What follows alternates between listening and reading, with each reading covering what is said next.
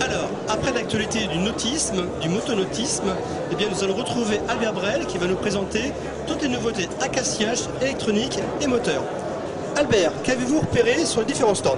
Bien écoutez, en premier, nous avons repéré chez Garmin un tout nouveau lecteur à écran tactile qui nous a semblé très facile d'utilisation et qui convient parfaitement aux plaisanciers.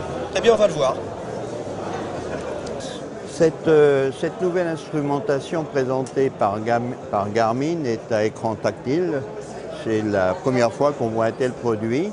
L'utilisation est très simple, il suffit de sélectionner dans le programme ce que l'on désire voir. Au départ, c'est un lecteur de cartes qui peut être interfacé à un sondeur, peut être interfacé à un radar, une centrale de navigation. Par exemple, on désire voir la carte, il suffit de presser carte, de choisir la carte de navigation. Nous allons voir la carte de navigation qui va apparaître et nous pouvons zoomer en plus et en moins sur cette carte. Voilà, nous nous rapprochons, donc voilà. Donc on arrive bien sûr à la limite de la carte et lorsqu'on est en limite de carte, on peut voir apparaître également les photos satellites qui se superposent à la carte. Si on revient au programme, si on choisit la fonction sondeur plein écran, nous avons le sondeur plein écran qui apparaît. On souhaite un écran différent. Nous prenons toujours le sondeur, nous travaillons en zoom partagé, ce qui permet d'avoir sur un même écran deux échelles de zoom. Donc là, nous sommes interfacés simplement à un capteur sondeur. Maintenant, si on s'interface à un radar, en croisière, on a un radar plein écran. Cette image radar plein écran peut également être interfacée radar, recouvrement radar, et auquel cas nous avons l'image radar qui est superposée à la cartographie. Donc on a ainsi accès à toutes les fonctions de navigation, puisqu'on peut faire apparaître le sondeur, le radar, la cartographie et la superposition d'images, avec toujours un rappel sur l'écran de la vitesse du bateau, de la profondeur, de la position GPS et du cap. Les quatre informations les plus importantes en navigation sont toujours en numérique sur l'écran. Alors, en électronique, qu'est-ce que vous avez repéré d'autre? Bien, nous avons repéré, nous allons aller chez Furuno, qui a également une toute nouvelle version de la Navnet qui permet d'aller très loin dans l'instrumentation, mais là nous passons dans l'instrumentation pour plus gros bateaux. Ah ben, on va la découvrir tout de suite. Furuno a développé il y a quelques années un nouveau concept qui était la Furuno Navnet. La Furuno Navnet, c'est une black box avec un écran. Au départ, c'est un simple lecteur de cartes branché sur cette black box et sur laquelle on peut connecter un certain nombre d'instruments qui sont le radar, qui sont l'anémogirouette, le GPS, faire une centrale de navigation absolument complète sur un écran. Cette année, Furuno a été plus loin en présentant le modèle Navnet 3. Pourquoi 3? Parce qu'elle travaille en 3D.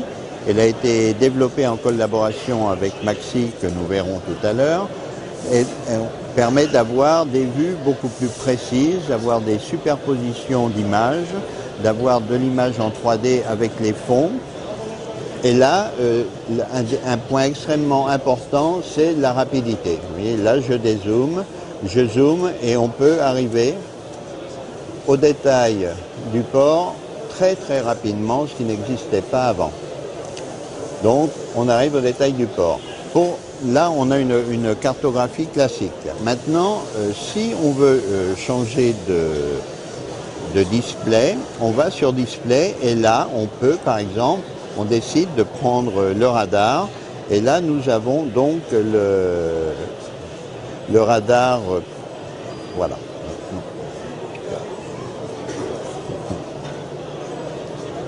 Voilà, ok. Là, nous avons le radar. Donc, le radar, nous pouvons choisir les échelles.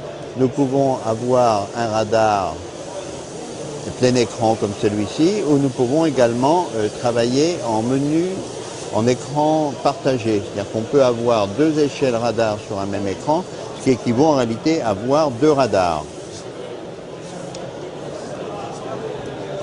On va le faire pour avoir deux radars. Voilà, là, bon exemple, nous avons là deux radars, deux échelles radar, donc nous pouvons jouer sur les échelles. Donc c'est intéressant parce que ça permet de rester centré sur le bateau, ce qui se passe autour du bateau, et voir ce qui est vraiment très loin devant le bateau à une autre échelle. Donc ça c'est une autre fonction. On revient à display, donc on peut toujours balayer, et là on rentre par exemple dans la fonction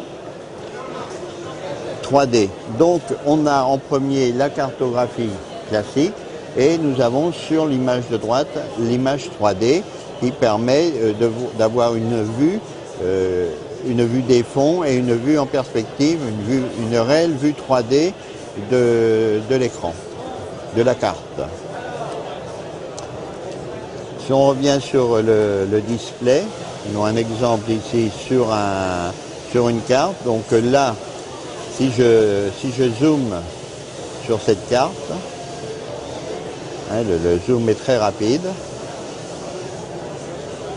Voilà, là nous sommes en navigation.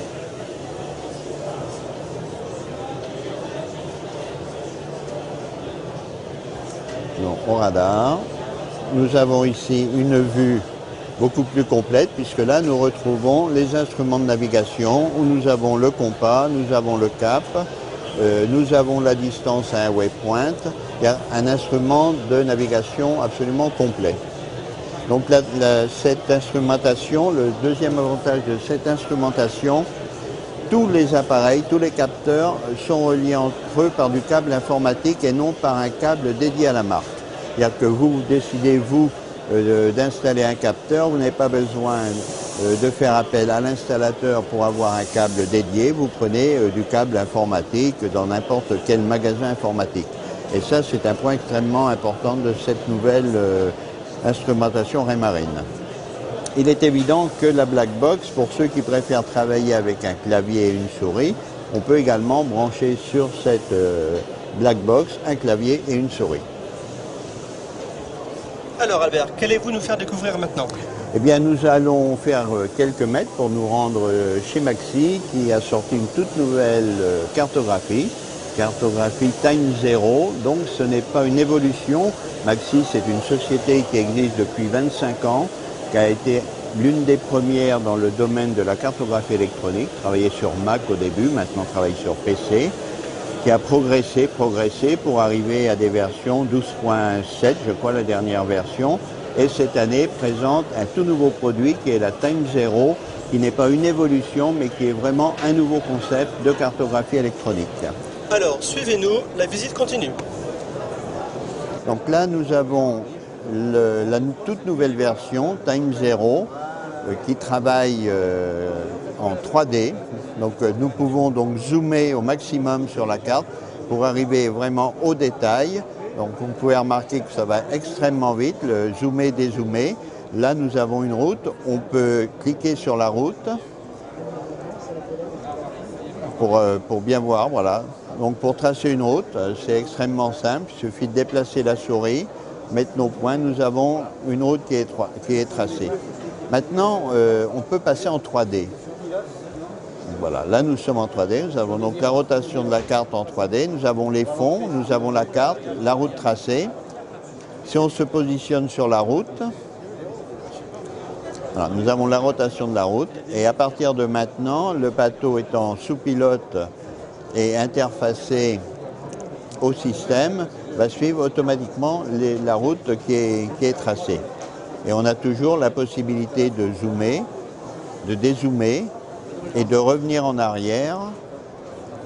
Voilà, on revenir en arrière et repasser dans une vue classique en 2D. Donc l'intérêt de cette nouvelle cartographie Time Zero, c'est avant tout la rapidité, extrêmement rapide pour zoomer, dézoomer, et la possibilité de travailler en 3D avec de la superposition d'images satellites, comme on peut le voir ici. On a la superposition Voilà, nous sommes près des côtes, donc nous avons la superposition de l'image terrestre, image qui n'est pas utile en mer, mais lorsqu'on approche des côtes, c'est très intéressant d'avoir l'image et également l'image en 3D de la carte. Voilà. Donc on peut vraiment, comme on peut le voir ici, faire tourner la carte dans tous les sens, avoir une vue 3D, zoomer, dézoomer, avoir des photos satellites. Parce que tous ces appareils, c'est très bien, mais il faut les alimenter. Donc nous allons aller vers l'énergie à bord. La pile à combustible est un générateur de courant. Elle est alimentée en méthanol et elle produit un courant de l'ordre de 5 ampères par heure, ce qui compense la consommation moyenne d'un croiseur côtier, voire d'un bateau de course type mini-transat. L'intérêt de cette pile est avant tout son poids, 5 kg, contre un groupe électrogène qui tourne autour de 100 kg. Sa faible consommation, environ 1,5 litre de méthanol par 24 heures, et surtout la sécurité, pas de bruit, pas de poids, ce sont les principaux avantages de ce système qui est en pleine évolution. Aujourd'hui, nous sommes à 150 watts et dans les mois à venir, nous allons doubler, je pense, cette puissance. Albert, maintenant, nous allons découvrir quel nouveau produit? Eh bien, écoutez, on est près d'un stand qui propose des hélices à pas ajustables et je pense que sur un voilier, lorsqu'on est à la voile, on cherche à freiner le minimum son bateau. Il serait intéressant de parler de cette nouvelle hélice italienne. Oui, lorsqu'on navigue à la voile, on recherche avant tout de freiner au minimum le bateau et lorsqu'on manœuvre au moteur dans les ports, d'avoir un maximum d'efficacité. Avec une hélice classique, ce n'est pas évident. On est freiné par les pales de l'hélice et en marche arrière dans les ports, elle n'est pas très propulsive. L'intérêt de ce type d'hélice, voilà, sa position lorsqu'on est à la voile, elle se met d'elle-même en drapeau, donc elle freine un minimum. Lorsqu'on est en marche avant, les pales se mettent en marche avant, donc on est propulsif en marche avant. Et lorsqu'on est en marche arrière, on retrouve la même propulsion en marche arrière avec un temps mort extrêmement court entre la marche avant et la marche arrière qui permet de manœuvrer rapidement. Autre point important sur ce type d'hélice, on peut régler manuellement, une fois pour toutes, le pas de l'hélice, qui fait qu'en aucun cas le moteur peut être mis en surcharge par un pas trop important. Donc on ajuste ce pas de l'hélice avec cette bague qui permet de régler degré par degré et on obtient ainsi une efficacité maximum au moteur et un freinage minimum lorsqu'on est à la voile. Albert, on continue la visite. Bien, nous allons continuer vers le confort maintenant, puisque nous avons vu l'énergie, nous allons nous rendre sur un stand qui présente des désalinisateurs. Nous sommes sur le stand Dessalator, société française qui s'est spécialisée depuis de nombreuses années dans le traitement de l'eau et surtout dans les désalinisateurs qui permettent d'obtenir à partir de l'eau de mer de l'eau douce. Il en existe plusieurs sur le marché, mais la particularité de ce modèle est de posséder 2 moteurs. Vous avez un moteur 230 volts, si vous possédez un groupe électrogène à bord, vous alimentez ce moteur en 230 volts et cet appareil vous fournit 100 litres d'eau douce par 24 heures. Si vous n'avez pas de groupe électrogène, vous avez un moteur 12 volts qui à partir des batteries remplit la même fonction et nous fournit toujours 100 litres d'eau douce par 24 heures.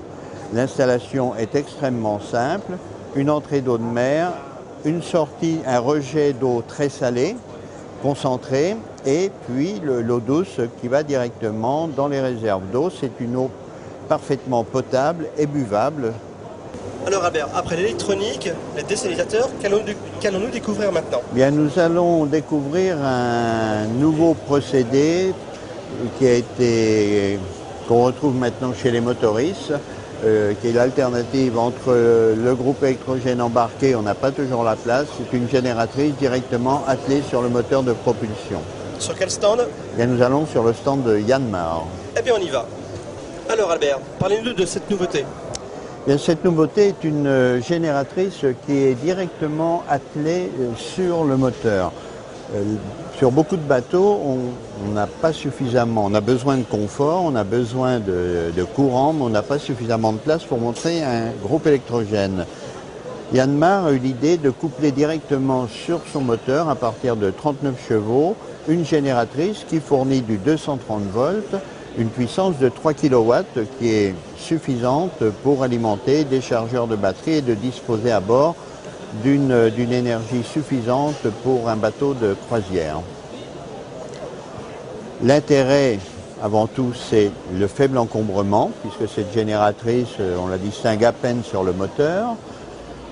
Le poids, puisque là nous avons, je crois, entre 15 et 18 kg suivant la puissance de la génératrice. Un groupe électrogène de même puissance tourne environ autour de 85 à 90 kg. Albert, merci pour toutes ces informations pour nos lecteurs et puis on vous retrouve pour un prochain sujet. Merci beaucoup.